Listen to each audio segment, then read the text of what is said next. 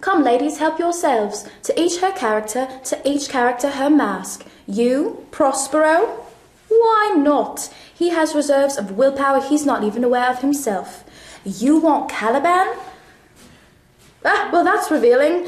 Ariel? Fine with me. And what about Stefano, Trinculo? No takers? Ah, just in time. It takes all kinds to make a world. Scene 2. Oh God, a sinking ship, Father, help!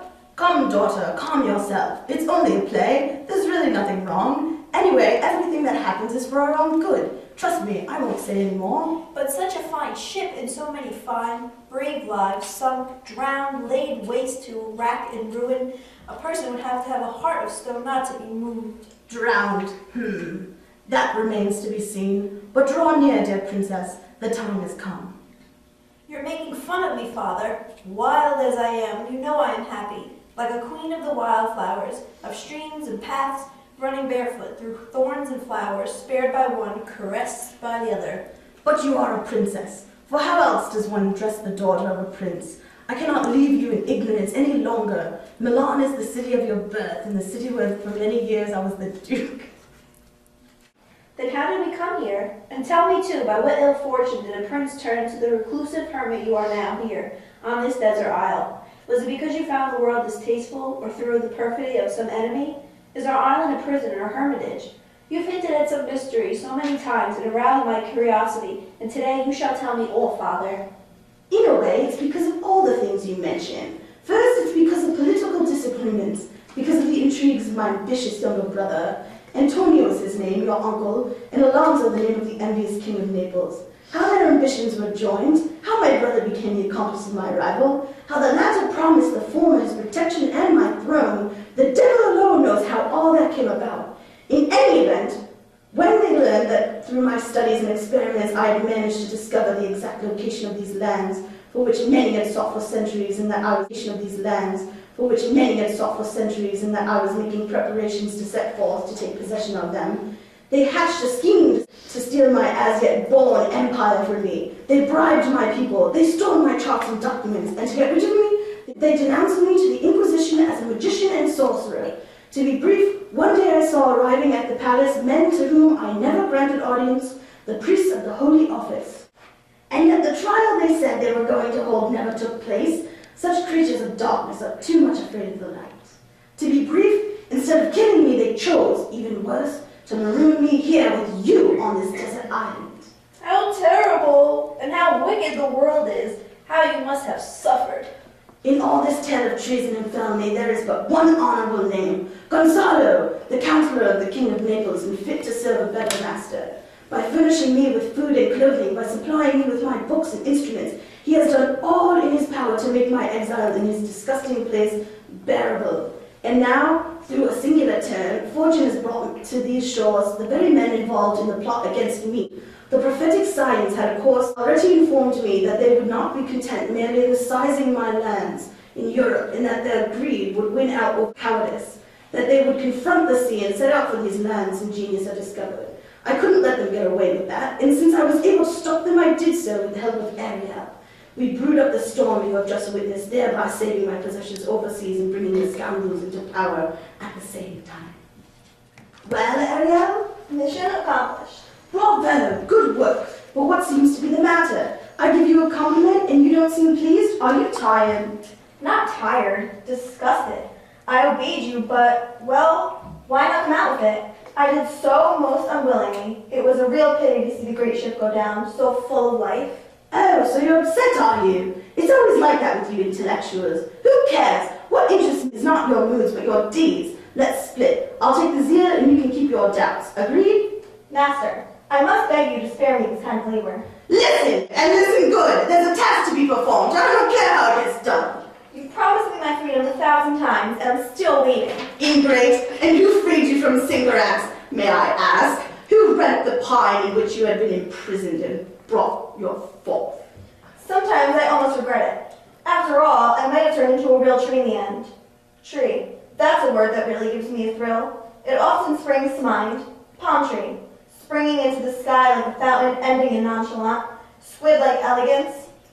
The baobab, twisted like the soft entrails of some monster, a cloistered season in its branches.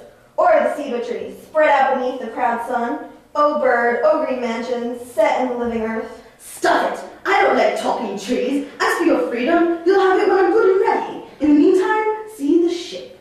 I'm going to have a few words with Master Caliban. I've been keeping my eye on him, and he's getting a little too emancipated. Caliban! Caliban! Uhuru! What did you say? I said uhuru. Mumbling your native language again? I've already told you I don't like it. You could be polite at least. A simple hello wouldn't kill you. Oh, I forgot. But make this a froggy, waspish, pustulier, and a dung-filled hello as possible. May today hasten by a decade the day when all the birds of the sky and beasts of the earth will feast upon your corpse. Gracious as always, you ugly ape. How can anyone be so ugly? You think I'm ugly? Well, I don't think you're so handsome yourself. With that big hooked nose, you look just like some old vulture. Haha. An old vulture with a scrawny neck. Since you're so fond of invective, you can at least thank me for having taught you to speak at all. You, a savage, a dumb animal, a beast I educated, trained, dragged up from the postility, and still clings to you. In the first place, that's not true. You didn't teach me a thing, except to jabber in your own language so that I can understand your orders. Chop the wood, wash the dishes, fish for food, plant vegetables, all because you're too lazy to do it yourself. And as for your learning, did you ever impart any of that to me? No, you took care not to. All your science you keep for yourself alone, shut up in those big books. What would you be without me? Without you, I'd be the king, that's what I'd be. The king of the island given by my mother's cigarettes. There are some family trees it's better not to climb. She's a ghoul, a witcher woman, may God be praised. Death has delivered us. Dead or alive, she was my mother, and I won't deny her. Anyhow, you only think she's dead because you think the earth itself is dead. It's so much simpler than that. Dead, you can walk on it, pollute it, you can tread upon it with those steps of a conqueror. I respect the earth because I know that Sycorax is alive. Sycorax, mother, serpent, rain, lightning. And I see thee everywhere, in the eye of the stagnant pool which stares back at me through the rushes, in the gesture made by twisted root and its awaiting thrust, in the night, the all-seeing blinded night, the nostril-less all-smelling night. Often in my dreams she speaks to me and warns me. Yesterday, even when I was lying by the stream on the belly lapping at the muddy water, when the beast was about to spring upon me with that huge stone in his hand. If you keep on like that, even your magic won't save you from punishment. That's right. In the beginning, the gentleman was all sweet talk. Dear Caliban here, my little Caliban there. And when you do think you'd have done without me in this strange land, ingrate. I taught you the trees, fruits, birds, and seasons, and now you don't give a damn. Caliban the animal, Caliban the slave, I know that story. Once you squeeze the juice from the orange, you toss the rind away. Oh!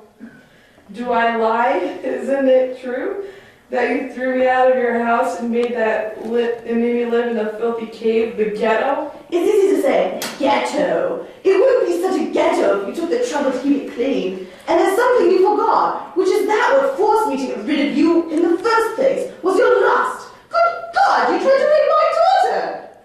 Rape! Listen, you old goat, you're the one that put those dirty thoughts in my head. Let me tell you something. I couldn't care less about your daughter, or about your cave, for the matter. If I gripe, it's on principle, because I didn't like living with you at all. As a matter of fact, your feet stink.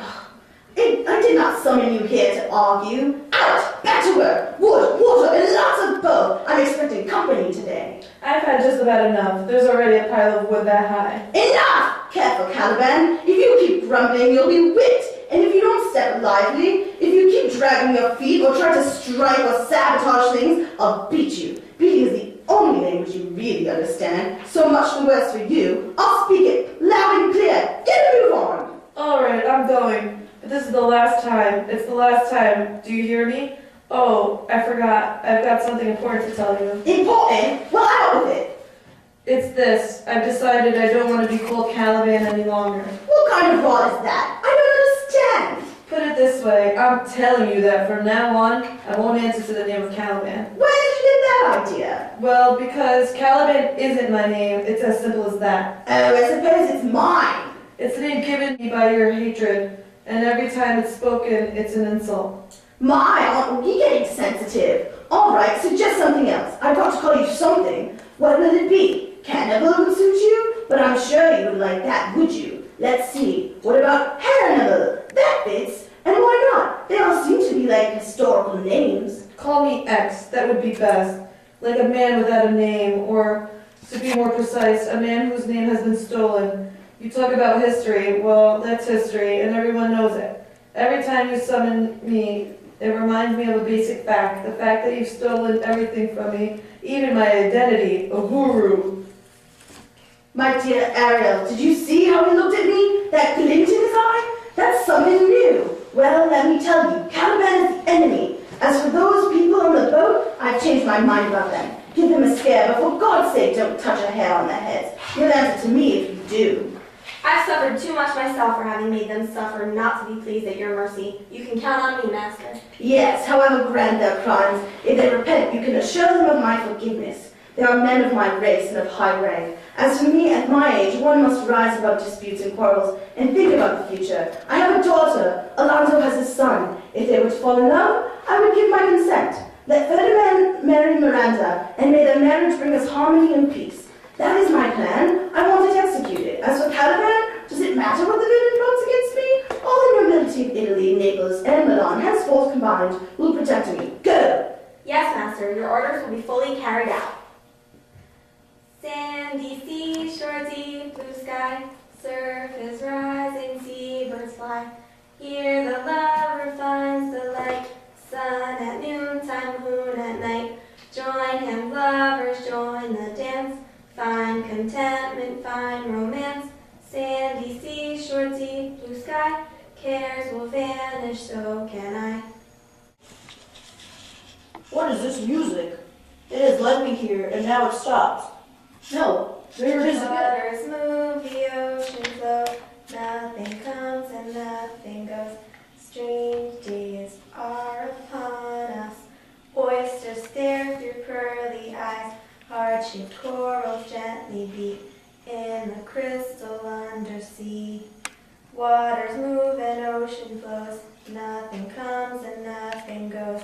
Strange days are upon us. What is this that I see before me? A goddess? A mortal? I know what I'm seeing, a flatterer. Young man, your ability to pay compliments in the situation in which you find yourself at least proves your courage. Who are you? As you see, a poor, shipwrecked soul. But one of high degree. In other surroundings, I might be called Prince, son of the king. But no, I was forgetting, not Prince, but King. Alas, King, because my father has just perished in the shipwreck. Poor young man, here you'll be received with hospitality and will support you in your misfortune. Alas, my father, can it be that I am an unnatural son? Your pity would make the greatest of sorrows seem sweet. I hope you'll like it here with us. The island is pretty. I'll show you the beaches and the forests. I'll tell you the names of the fruits and the flowers. I'll introduce to you a whole world of insects, of lizards of every hue, of birds. Oh, you cannot imagine. The birds! That's enough, daughter. I find your chatter irritating. And let me assure you, it's not at all fitting. You are doing too much honor to an impostor. Young man, you are a traitor, a spy, and a woman chaser to boot. No sooner has he escaped the perils of the sea than he's sweet-talking the first girl he meets. You won't get round me that way. Your arrival is convenient because I need more manpower. You shall be my house servant. Seeing a young lady more beautiful than any wood nymph, I might have been Ulysses on Nausicaa's isle. But hearing you, sir, I now understand my fate a little better. I see I have come ashore on the Barbary coast, and I am in the hands of a cruel pirate. However, a gentleman prefers death to dishonor. I shall defend my life with my freedom. Poor fool! Your arm is growing weak, your knees are trembling. Traitor! I can kill you now, but I need the manpower. Follow me. It's no use trying to resist, young man. My master is a sorcerer. Neither your passion nor your youth can prevail against him. Your best course would be to follow and obey him. Oh God, what sorcery is this? Vanquished, a captive, yet far from rebelling against my fate. I am finding my servitude sweet. Oh, I would be imprisoned for life if only heaven will grant me a glimpse of sun each day, the face of my son. Farewell, Nausicaa.